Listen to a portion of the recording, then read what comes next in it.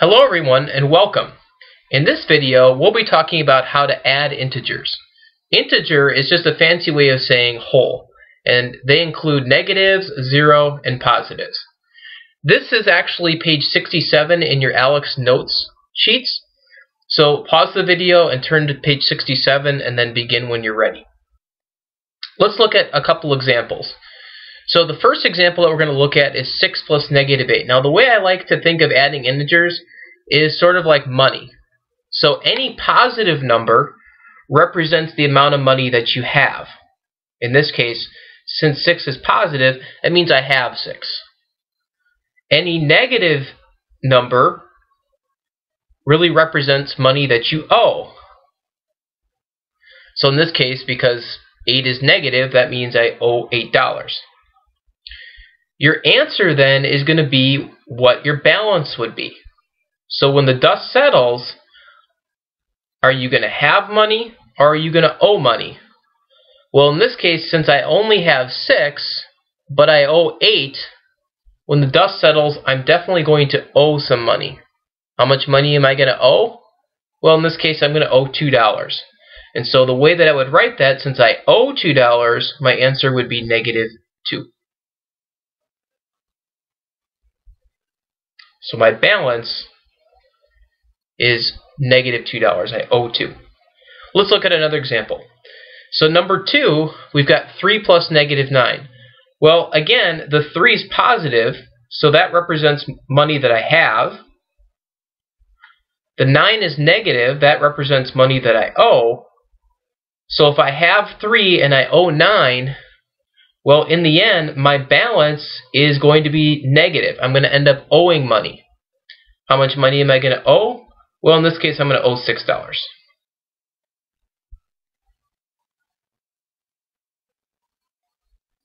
Okay, let's look at 2 more examples. This next one, -6 plus -4. Well, -6, it's negative, so that means I owe $6. The 4 is negative, that means I owe $4.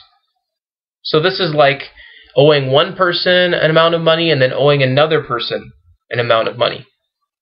In the end, if you owe one person 6 and you owe another person 4, well, that means overall you're going to owe $10. So the way I indicate that again is my answer is -10.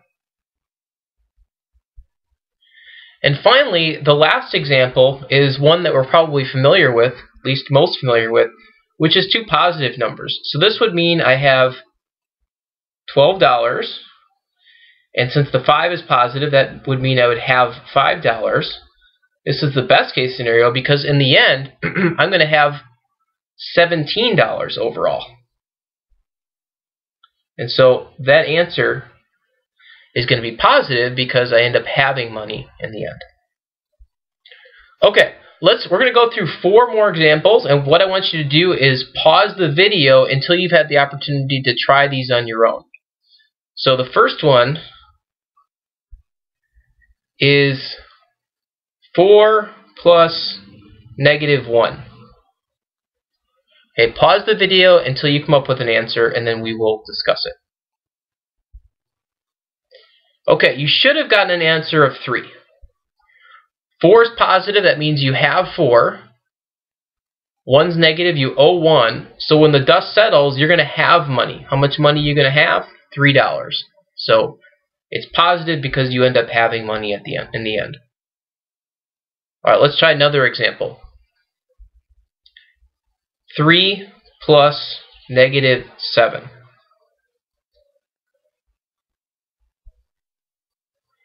Okay, again, pause the video if you haven't done this already and give yourself an opportunity to try this one. Again, your answer should be, in this case, negative because you have 3, but this time you owe 7. So you owe more than you have, so your answer is going to be -4. Okay, third example.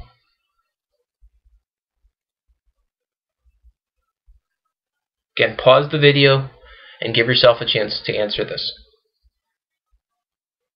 So this time you owe 2 and you owe another 6, so in the end you're going to owe $8. And the last example is